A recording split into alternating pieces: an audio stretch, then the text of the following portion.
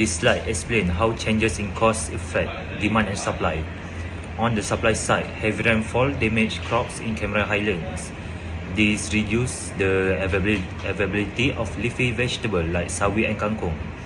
As a result, the supply curve shifts to the left, causing scarcity and higher prices.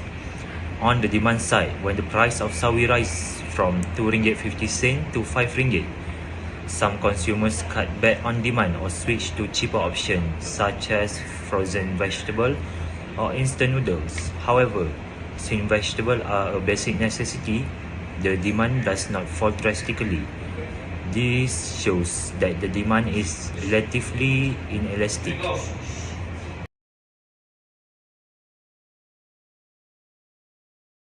Assalamualaikum and good morning everyone. So today I am going to present supply and demand graph illustration. On this slide, we can see the effect of heavy rainfall on the supply and demand of vegetable.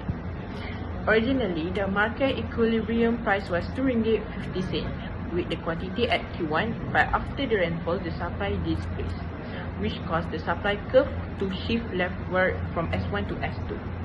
As a result, the new equilibrium price increased to RM5, with the quantity fell to Q2, which is lower than before.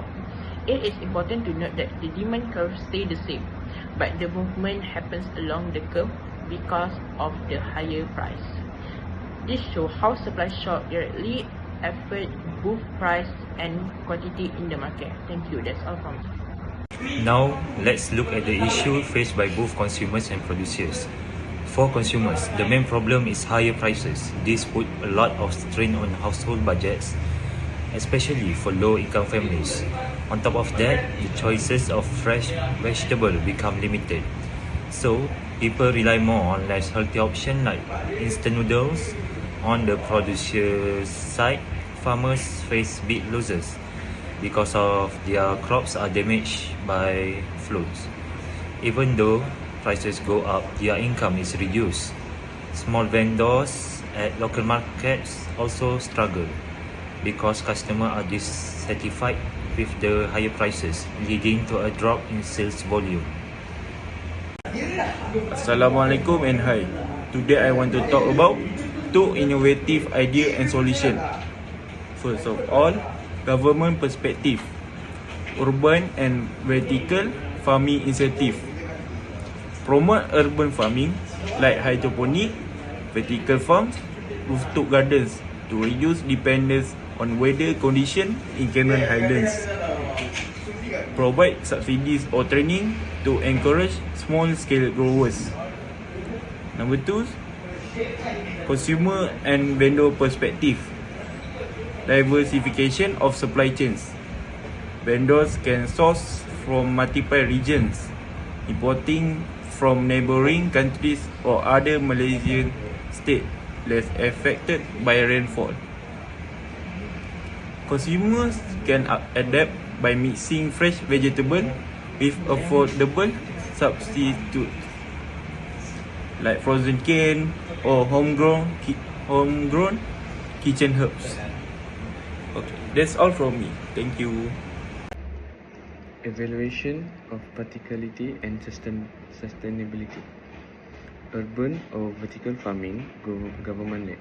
Sustainable in the long run because it reduces reliance on unpredictable weather and ensures stable supply.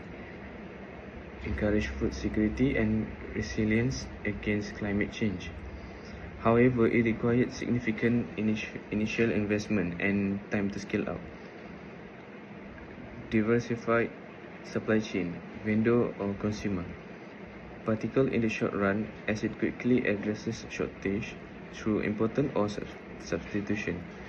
But reliance on import can increase costs and consumer nutrition may decline if they switch heavily to instant noodle.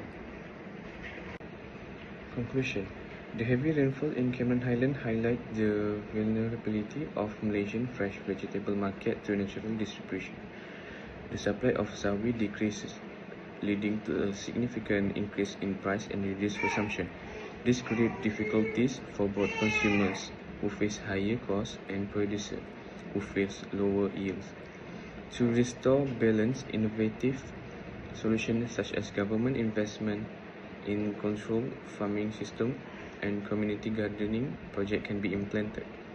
Of this, government support modern farming methods are the most practical and sustainable in the long run, as they address the core issue of supply instability and ensure food security for the nation.